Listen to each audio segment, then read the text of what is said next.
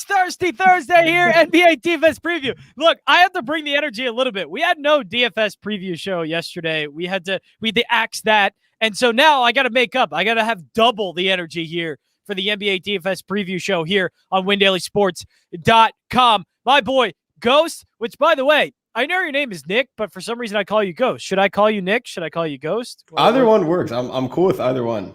All right, so either one. You just don't care. You just basically pick winners, and that's all you do. That's what I'm trying to do. Just give the people what they want. They don't really care where it's coming from. You just got to give it to them. They don't care where your name is. You just got to give them a winner.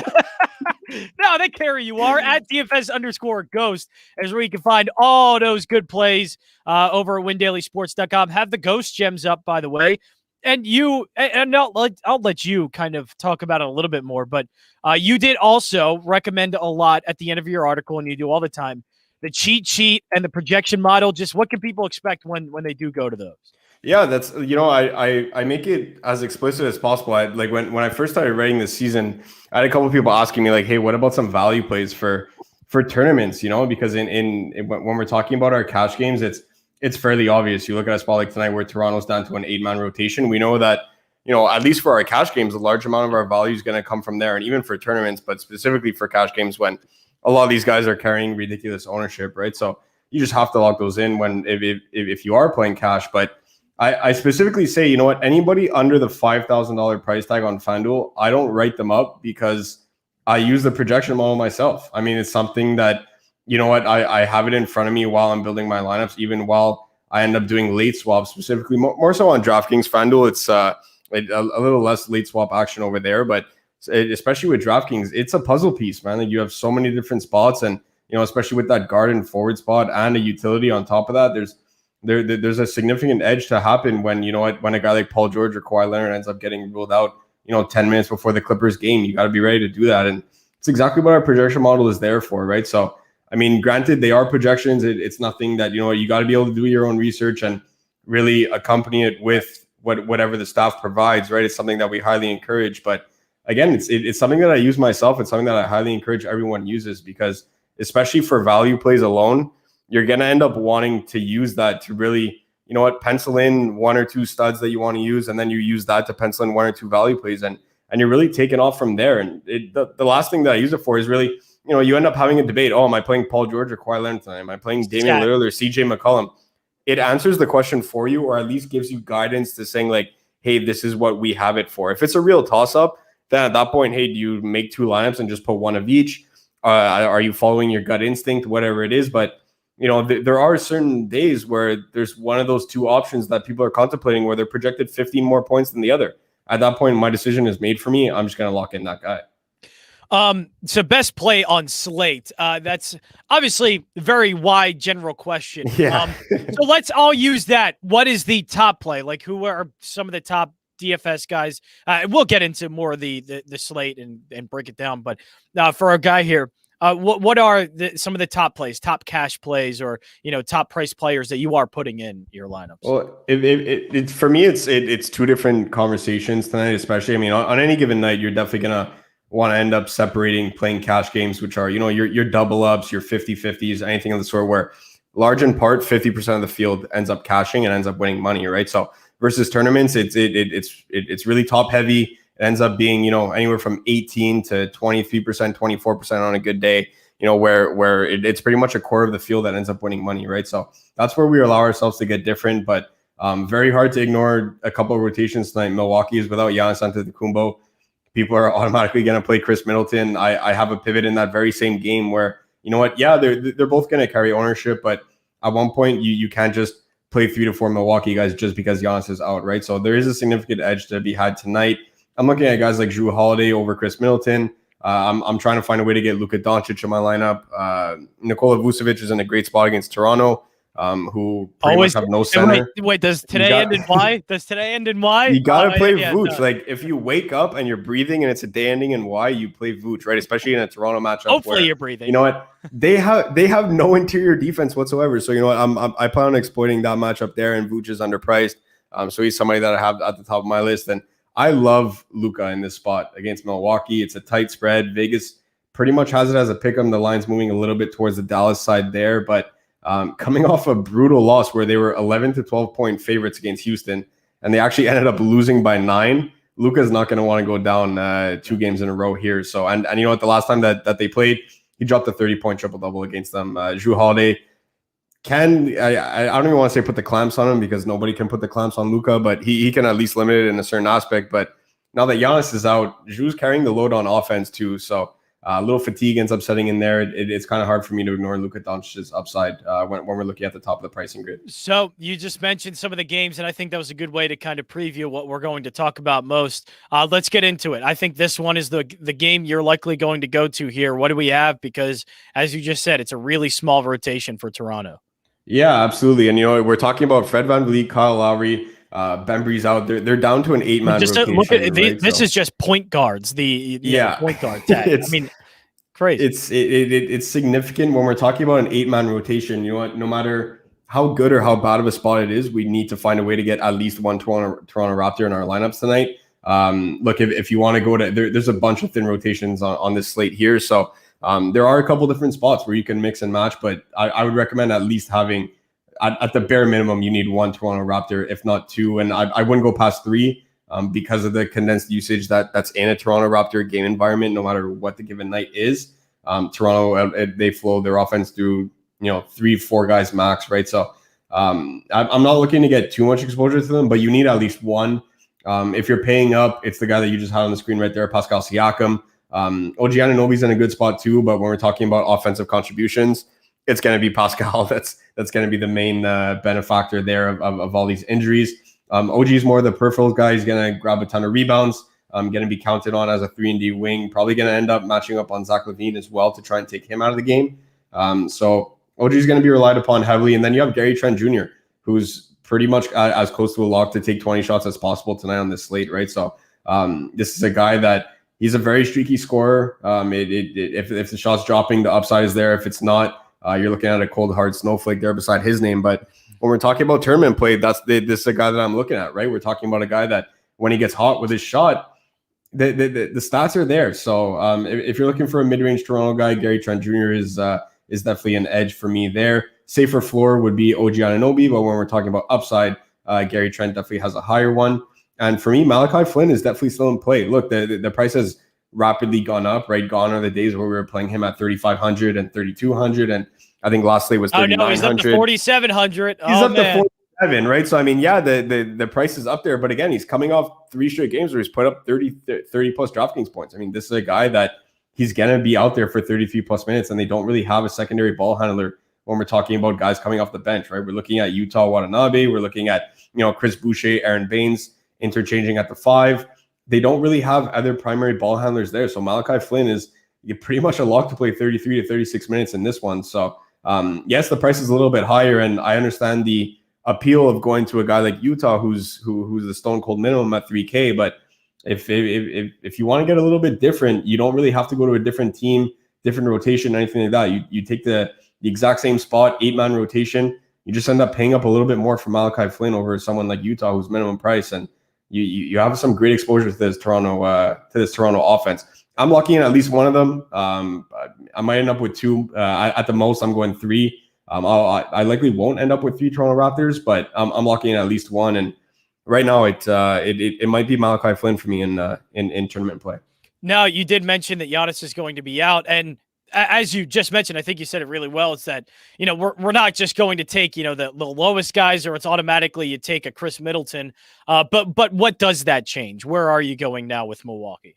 Yeah, so this is another offense in the East. There's a ton of offenses like this out there in the Eastern Conference where they have very condensed usage. And what I mean by that is that, their offense typically flows through 3 out of 5 starters, maybe a 4th guy, whether they're in the starting lineup or the 6th man off the bench, right? So this entire Milwaukee offense is going to be Jrue Holiday, Chris Middleton, and Bobby Portis is somebody that will either get the spot start or he'll be coming off the bench and playing 20-plus minutes either way. So and anytime Giannis is out, you have to take a strong look at Bobby Portis out there in the front court. But for me, it is Jrue Holiday over Chris Middleton. I know the natural instinct for a lot of people is to flock to Chris Middleton when Giannis is out. But if you look at what Jrue Holiday has been doing in the past 5 games, guy's just been playing out of his mind. He's averaging over 50 DraftKings points per game, and he's still priced at $8,100, right? So this is a guy that, you know what, I took 2 player props on Drew Holiday today. I took over 22.5 points for him. Most books have it at 21.5.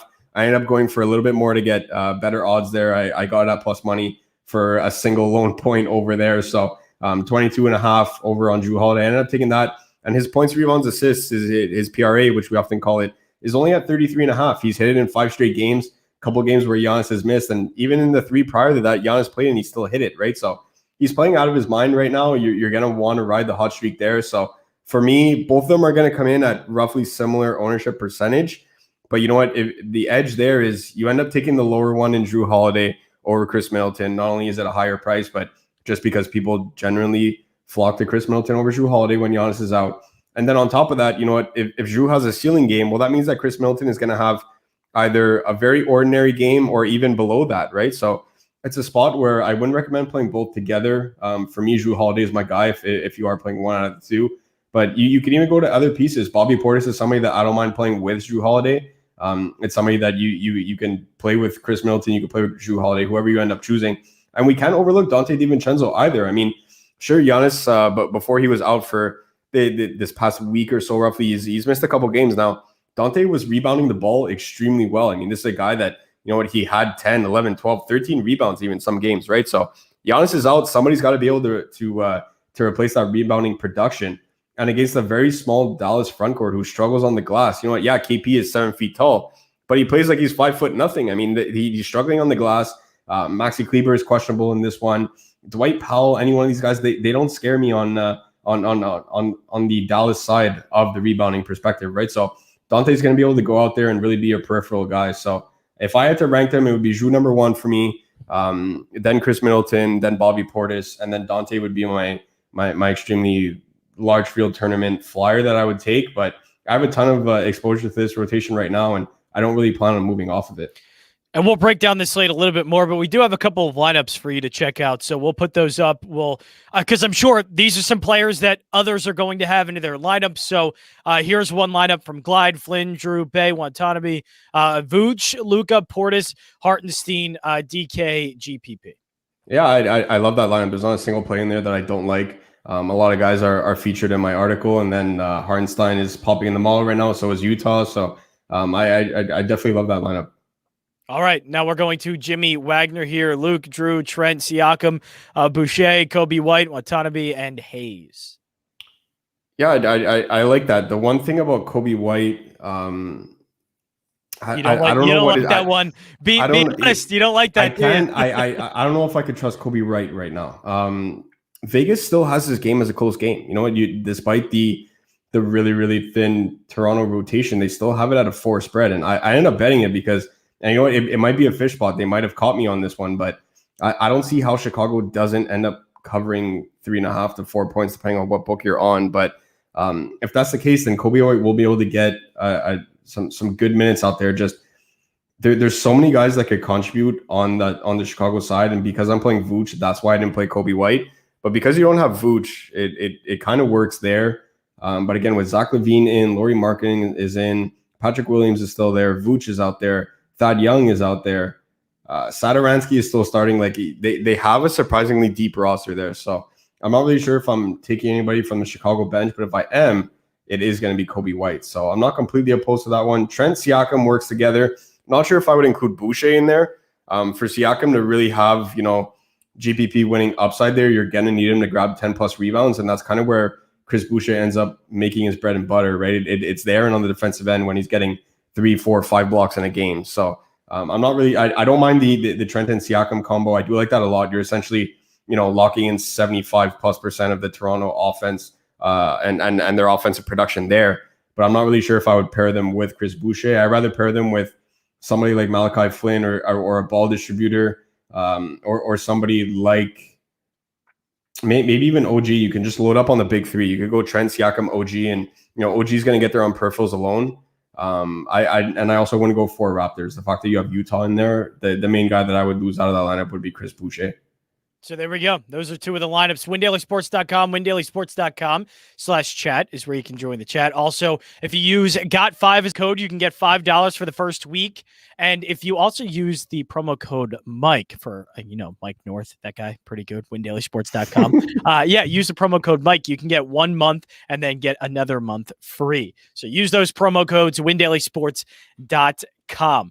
All right, so I'm looking at your Ghost Gems articles, and I'm seeing a bunch of plays here. I see Jalen Brunson in there who caught my attention, but who are some of those guys? Some of those lower-end guys, and we'll go there kind of real quick. And the one that caught my attention, Brunson, of course, I'm a Philly guy, so I keep pointing out the Wildcats, but Buddy Hield at 6,200 in there. Bobby Portis, who we've already talked about. What are some of the low-end plays that you do like? For me, it really ends up being that Detroit rotation. I will touch on Jalen Brunson again, right now, actually, since we were talking about that game. Look, if you're not playing Luka, I really don't mind getting exposure to Jalen Brunson. He's the main guy off the bench for them right now. And this is a Milwaukee team that's going to play small. They don't really need to go out there and match somebody up against Porzingis because of how bad he's been playing on the glass, right? So Dante's going to get his rebounds. So is Drew. Chris Middleton rebounds fairly well as well. So, it's not somewhere where, that both teams are going to end up playing really tall centers and Jalen Brunson isn't going to be able to, have a chance to get on the court. They've been playing him a lot of minutes with Luka out there on top of that, right? So it gives a chance for Luka to play off ball a little bit and kind of simulate the Golden State Warriors offense with what they do with Steph Curry sometimes, where he's out there, not necessarily as a decoy, but, you really feed him if he's wide open because he's the best shooter of all time. And Luka kind of ends up having a similar stature there where he's either going to be wide open or he's going to draw so much attention that Jalen Brunson is able to beat somebody one-on-one. You know what I mean? So at this price point, for a guy playing 30 minutes in a high-octane offense, that this game is going to have a ton of scoring. If you're not playing Luka, I don't mind getting some Dallas exposure in the form of Jalen Brunson. He's clearly surpassed Tim Hardaway Jr. as the number one offense off the bench. And as of late, they've actually been playing him a ton of minutes with Luka. So it's something that does interest me if you're not playing Luka. I wouldn't play both together, but if you feel the need to end up having some Dallas exposure to counteract your Milwaukee exposure, Jalen Brunson is definitely not a secondary piece. Outside of him, I really do like going to the Detroit rotation for some value plays here tonight. Jeremy Grant is out already. Mason Plumlee is now questionable. They are playing the worst defense in the entire NBA, right? So anytime Sacramento is on an NBA slate, I attack that defense right away. Similarly to just how anytime Washington is on a slate, I love attacking that game environment in general, just because of how fast that they play, right? So more possessions, more minutes, more offensive opportunity. People have a greater chance to end up scoring more fantasy points, right? So very similar stature out here in Sacramento. They do play at a good pace. De'Aaron Fox ends up playing pretty much like 2010's John Wall did, right? He's somebody that really, really pushes the pace and likes to fly up and down the court. And it suits well for this Detroit team. You know what? They have guys like Hamidou Diallo. Rookie Killian Hayes is back in the lineup.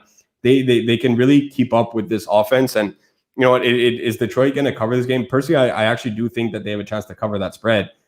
So if this is going to end up being a close game, you have their starting point guard, or at least he's likely to start, in Killian Hayes at only $3,200. Granted, he's coming off a long layoff, but he already rested last game, right? So it was a back-to-back where, you know what, he ended up sitting out versus Denver. And if we look at what he did in that last game, he played 29 minutes and he had some really good production out there, right? So with no Jeremy Grant, somebody has to shoulder the load on offense. Is Killian Hayes going to take 20 shots? No, he wasn't that player in college. He won't be now in the NBA, that's for sure.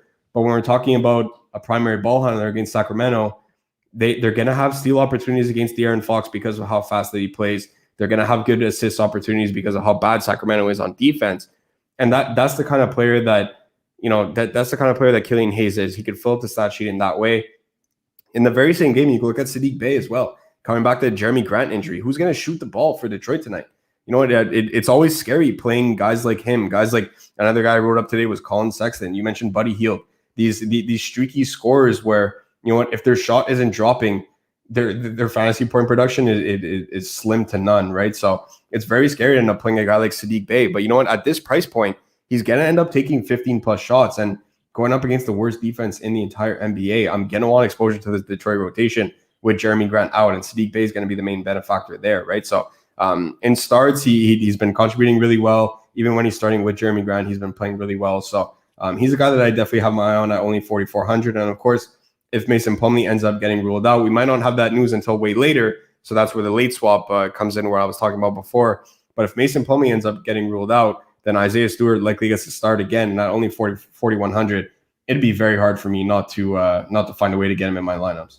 So we have another lineup here from Michael Torres, Holiday, Flynn, Levine, Halliburton, Middleton, OG, Stewart, Portis, Boucher. This is a GPP on FanDuel. So for Toronto exposure, you have Flynn, OG, and Boucher. That's good. Middleton, I'd see the one thing, Middleton on FanDuel is okay, more so than on DraftKings, just because the multi-position eligibility is a bit more wheel room there. But this is a spot where, you know what, if you are concerned about Mason Plumlee playing in a game like this, and then you won't really have a pivot to Isaiah Stewart, you could always go from Middleton down to Sadiq Bey and upgrade your power forward there. Zach Levine is somebody that has really high upside, especially for his price over on FanDuel. But I'm so invested in Vooch that I'm not playing any Zach Levine. But again, when we're talking about this lineup specifically, because you're not playing Vooch, then you get the green light to end up playing Zach Levine, right? I'm a big Tyrese Halliburton guy. I'm a Tyrese Halliburton truther for Rookie of the Year, of course, alongside LaMelo Ball. Even though he's injured, I think they should both end up getting a shot at it. So definitely no opposition to playing Tyrese Halliburton on any day that ends in Y. And Chris Boucher does have some high upside on FanDuel, especially with 3 points per block, 3 points per steal. This is a guy that can legitimately get 3 of each, right? So when we're talking about, you're telling me, oh, it's only a point difference. Yeah, but when you're talking about 3 of each, it really does add up quickly, right? So not somebody that's going to turn over the ball a lot. You don't have to worry about the negative points there on FanDuel, and it's a very good price point for him there. A lot of people are probably going to play Andre Drummond, so Chris Boucher does end up allowing your lineup to be a little bit different than the rest of the field. So we did talk about a few games, talked about Milwaukee, Dallas, and we also talked about Detroit, Sacramento. I know you mentioned a few names from this, but Cleveland, Oklahoma City seems like we could probably get a few plays out of this game too, right? Yeah, absolutely. Colin Sexton is a guy that I write up pretty much every second day, if not every slate that he's on, depending on the matchup that he's there. Again, this is somebody that, you know what, it's kind of scary to end up playing a guy like this. He's not going to get 10 rebounds. He's not going to get 10 assists, right? It's something that happens maybe 1 out of every 10 games, 1 out of every 15 games for Colin Sexton, where ends up getting a double-double. But this is a streaky scorer that's going up against a rebuilding OKC team that is pretty much playing for nothing at this point. So Colin Sexton has the dream matchup out here. And, you know, we're talking about how scary it is to playing somebody that's a pure scorer. When your shot is dropping like Colin Sexton's is right now, I'm not as scared to play him, because this is a spot where, in the past 10 games, he's scored 20 plus in 9 out of 10. It's a really good spot for him going up against, you know, whoever he ends up matching up on, whether it's Theo Maledon, Ty Jerome, any one of these backup guards, even Svi, for example. Colin Sexton has the clear-cut advantage there. So this is a game where, you know what, Cleveland already knows what they have in Kevin Love, and, you know, Larry Nance is in and out of the lineup. Jared Allen is out for tonight. Larry Nance isn't playing in this one. This is a spot where they need to rely on Colin Sexton end up winning this game, and I think they do exactly that. At only 7,600, he has really high upside, and nobody's playing him on top of that. So if you're looking to get a little different, Colin Sexton would be one of my large field GPP plays. And on the OKC side, you could pretty much play anyone from their starting lineup, and you know what, be confident in that pick. It's a rotation now where they're pretty much playing 8 to 9 guys every single day. Granted, their prices have gotten up a little bit. You know, Moses went from the 3.5, 4K, 4.5K days, and now he's up to 6,600. With the amount of options that are there at center, I'm not playing him tonight. But you could go right back to a guy like Poku at 5,800. Yeah, okay, a little bit expensive for someone of his upside, but averaging over 17 points in the past couple of weeks here, I don't mind Poku. Kendrick Williams is somebody that could really fill the stat sheet as well, especially if he ends up, you know, getting a bit more responsibility as a ball handler. But again, with Theo Maledon there, it kind of complicates things a little bit. So probably staying away from OKC in general tonight, but don't be afraid if you want to get a little different. And then 2 value plays on the Cleveland side would be Dean Wade and Isaiah Hartenstein. Both are looking pretty good in our model right now. Look, Larry Nance is out. Kevin Love plays pretty much 15 to 20 minutes every night. I get it. It'd be nice if Kevin Love didn't play at all to end up playing guys like Dean Wade and Isaiah Hartenstein, but these guys are just so efficient when they're out there on the court, and they're playing for rotation spots. They know that, you know what, I got a ball out now for me to be able to make the team next year, right? So they're professionals. They're going to want to go out there and, you know, do work in the 20 to 25 minutes that they play. And at only 4,000, 4,500, 4,600 in that price range, that's all you need from guys like that. As long as they produce when they're out there in the 20 to 25 minute range, and it's easier said than done. but these guys have been getting the job done, right? So they're guys that play 20 to 25 minutes and they're putting up 30 to 35 DraftKings points. There's no reason not to go back to the well there. I love it. I think that was it for breakdown of the slate here. WinDailySports.com is where you can go check out. I mean, Ghost Gems is right there for you. Check out, and Ghost did a great job of selling even me on why you should be checking out the cheat sheet and projection model. If there's a play that you're close on, a couple of players that you think, all right, which one do I want to go with? I've heard Ghost, he's talking about both of them. He likes them. Which one should I play? Well, the cheat sheet, the projection models, it seems to be a good tiebreaker that you can go to. And overall, just a good guide to give you context for the entire slate. And that's a good way to go. Ghost, tremendous job. Have a great Thirsty Thursday, my man. Thank you. We brought the energy. We had no show Wednesday, but we brought it for Thursday. And guess what? Tomorrow is our favorite day of the week, Fajita Friday, and we're going to bring it to you then. But that's it for the WinDailySports.com NBA DFS Preview show. We'll be back tomorrow, Fajita Friday.